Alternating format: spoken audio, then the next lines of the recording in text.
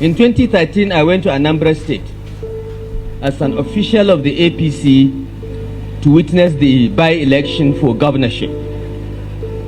Your next guest, Peter Obi, was governor. He got me arrested and detained for 48 hours in my hotel room. Now I'm the governor of Kaduna State.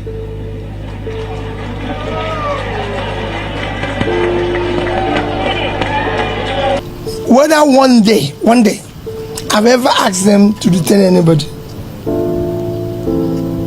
I will not do, I don't have powers to do that. I will never do that. Even if I'm president tomorrow, I will respect the rights of every Nigerian, no matter how small the person is.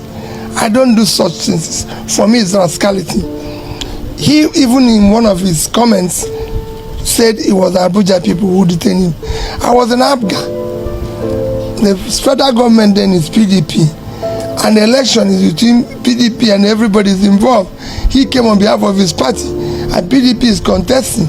Even me, I was not allowed to leave my local government as governor. So how will I be where I'm equally detained? Hotel room to go in to have breakfast, and I was blocked by 3 SSS officials holding AK-47s and threatening me that I may have directives from Abuja to restrict me to my room. I said, on what basis? They said, well, that's their directive. I said, well, let me tell you that Nigeria is a democratic country. I have freedom to move, and I intend to move. I intend to go anywhere I want. You can't stop me from going. The very idea of restricting movement on election day is unlawful. Our constitution does not allow that. There is no law in Nigeria that says that anyone has the right to restrict movement during election. We are going to test that in the courts because we want the courts to tell us under which law INEC or any agency of government can restrict the right of Nigerians to move around. I think because I sued the SSS for detaining me unlawfully in Oka during the gubernatorial election, I think that's the main reason. But of course, they have to find some other reason because there is nothing I have said that history has not shown. I said elections should be free and fair. If they are not free and fair, there is likelihood of violence. This has happened at least 4 times in our history: in 1964, 1983, 1993, and 2011. So what is strange about that? Anybody that doesn't know that is either not reading history or just ignoring history.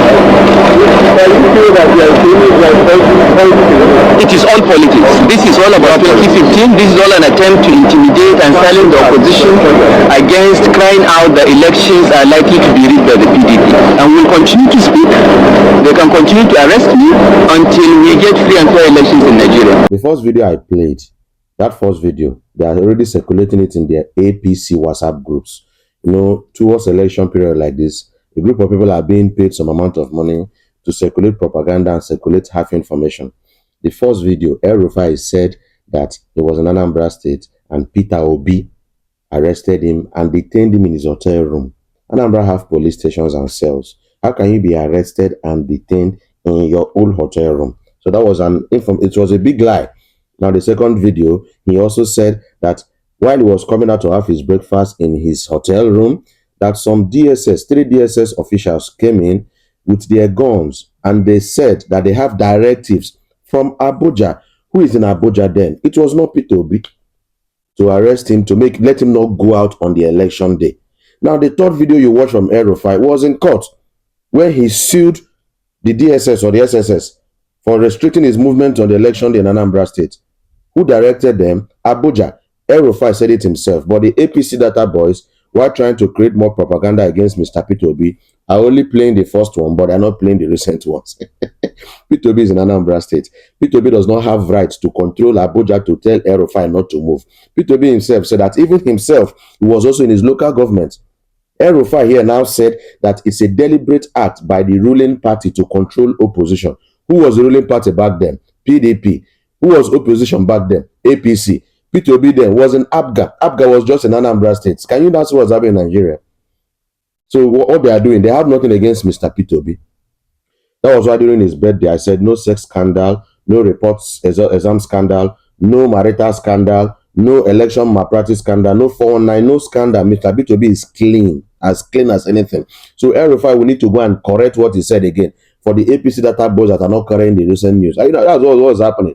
They have nothing against Peter Obi. All they can do is to create lies, to create scandal, to sell what they want to sell at the end of the whole story.